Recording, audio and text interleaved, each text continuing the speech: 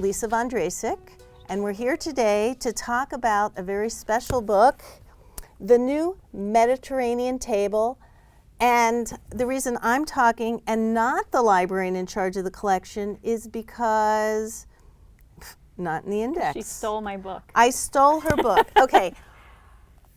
Talk about this book and who is the author of this book. First start with the author. All right, so this book is The New Mediterranean Table. It's by Sameh Wadi. I'm not sure if I'm saying that correctly. Okay.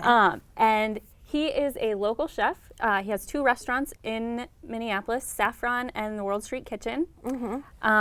And both wonderful restaurants and very different. I've been to the World Street Kitchen. I love that place. They deliver it to my house. Oh, so unfair. Life is unfair. By bicycle.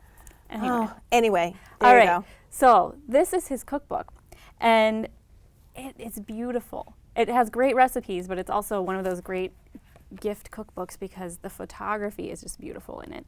But the recipes are fantastic. So first of all, it's the new Mediterranean table, and I think, you know, what a lot of people think of when they think of Mediterranean is sort of Italian and Greek, and this really expands that definition. If you look at the cover says includes recipes from the Middle East, North Africa, Persia, Greece, Turkey, Sicily, and southern Spain.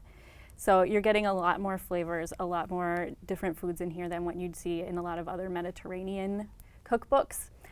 So they're wonderful recipes. He pays a lot of attention to spices, and you get to learn how to use those.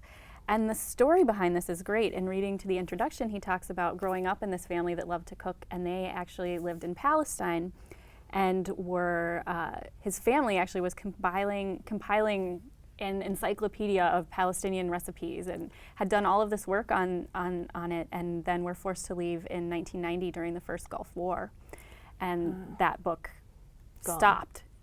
He found it later. It does still exist, but that was his inspiration then to work on this cookbook. So it's got a great history. Show us the pictures.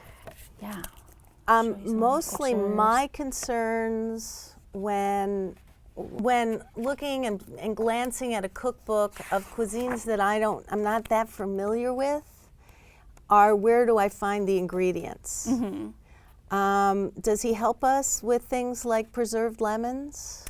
There is a tutorial on how to make your own How to make your own, so I don't have to go searching downtown and worry about making these recipes. Yeah, and not everything is, you know, stuff you haven't seen before. Like when I look at this this recipe for broccolini, this is pretty much how I make broccoli a lot of the time. So, wow. I mean, it doesn't look that pretty. No, it does look pretty. But that doesn't look appetizing to you? No, I was saying my broccoli does not look that pretty when I make it that way. A food stylist took care of this. No one's styling my food. Yeah. But, you know, I look at this and I'm like, oh, that is so familiar to me. That sounds delicious. Sorry, I'm peeking. Be completely at home in this Sweet book. potatoes. Now, I love sweet potatoes. Me too. What is tamarind? With tamarind and tahini. Tamarind is a fruit. And it has a kind of, it's a little sweet and kind of sour taste. So it's usually you'll find like a tamarind paste in the store if you're looking for it. Like if you're eating at an Indian restaurant and there's that kind of purplish chutney with the little chutney things they give you, that's tamarind.